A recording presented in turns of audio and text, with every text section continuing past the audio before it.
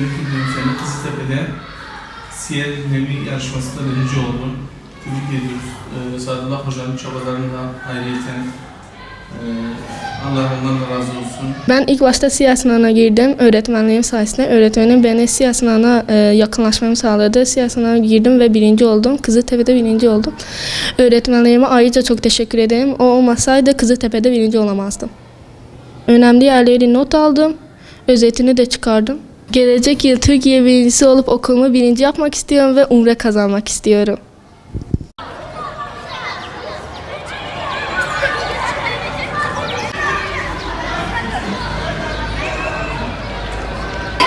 Aslında Peygamberimizin kitabını okumak, onun hayatını öğrenmek benim için ödüllerinden büyüğüydü. Hani çok çalıştım, çok çabaladım ve dereceye girdim. Dereceye girdiğini öğrendiğinde neler hissettin? Önce şaşırdım, sonra da çok sevindim. Kitabı çok okudum, sonra kitaptan işte kısa kısa özetler çıkardım, oradan çalıştım. İşte sitelerden falan çıkmış soruları çözdüm. Oradan çalıştım. Bu sene girdim dereceye. Gelecek sene de girmek istiyorum. Zaten gireceğim de. Ümre ödülü hakikaten kazanacaktım. Siyer sınavında dereceye girmek istiyordum. Gayet güzeldi. Ağırlıklı çalıştım çünkü dereceye girmek istiyordum. Dereceye girdim, mutluyum şimdi. Peki. En büyük ödül benim için hani onun hayatını öğrenmekti. Ödül almasaydım da olabilirdi. Hani üzülmezdim tabii ki dereceye girmeseydim de. Yeter ki sadece onun hayatını öğreneydim. Hem dereceye girdim hem de onun hayatını öğrendim. Hani çok mutluyum onun sayesinde. Onu oku, onu yaşa temalı siyer sınavımızı büyük bir maratondan ve yorucu bir maratondan ama lezzetli, zevkli bir maratonun sonra elhamdülillah bitirmeyi Allah nasip etti. Başarıyla bitirdik. Hiçbir sorun elhamdülillah çıkmadı bu konuda. Katılım son derece iyiydi, güzeldi. Her sene katlanıyor bu. Bu sene de katlandı. Önümüzdeki sene inşallah daha çok katlanacak. Bu inşallah bu şeydeyiz. Mardin koordinatörü olarak şunu söyleyebilirim. Mardin'imiz Türkiye çapında 3. oldu. Yani Diyarbakır ki 10 binlerce katılımcı var orada. İstanbul 10 binlerce katılım var orada.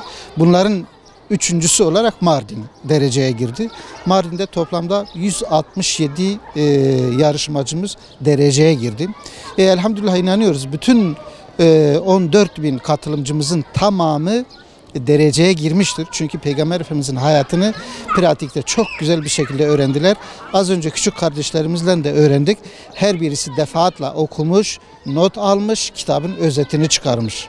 Bundan sonrası inşallah teoriden pratiğe geçirmek olacak ki bu da çok sevindiricidir.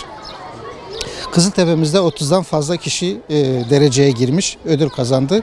Bu sene 2000'den fazla, 2100'e yakın ödül dağıtıyoruz. Bunların 5'i ümredir.